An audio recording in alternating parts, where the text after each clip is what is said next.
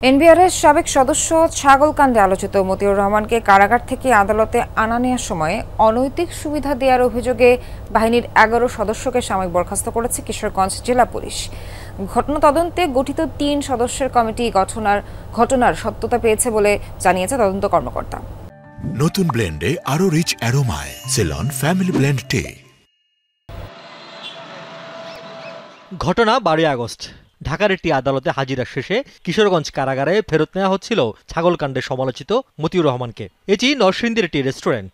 Video বলছে বিকেল ৫টার খানিক পরে এখানে প্রবেশ করেন মতিউর, যেখানে আগে থেকে টি শার্ট পরিহিত এক ব্যক্তি তাঁর অপেক্ষায় ছিলেন। দুজনকে একই কক্ষে দিয়ে খাবার খেতে শুরু করেন পুলিশ সদস্যরা।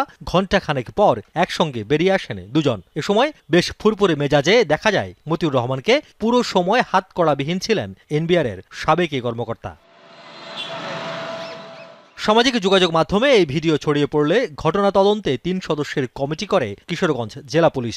পুলিশ জানায়, আসামিকে আদালতে আনা নেয়ার পথে এমন আপ্যায়ন বিরতির কোনো সুযোগ নেই পুলিশ বিধিতে। এর প্রেক্ষিতে ঘটনার সত্যতা মেলায় ওই দিন দায়িত্ব পালন করা এক এসআই সহ ১১ জনকে সাময়িক বহিষ্কার করা হয়।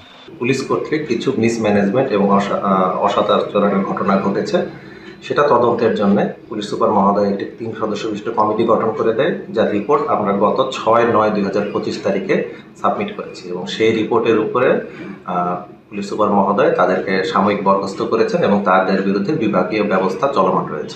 এ ঘটনার সঙ্গে আর্থিক সংশ্লেষ কতখানি তা খতিয়ে দেখছে পুলিশ। রিয়াজ রায়হান, যমুনা নিউজ, ঢাকা।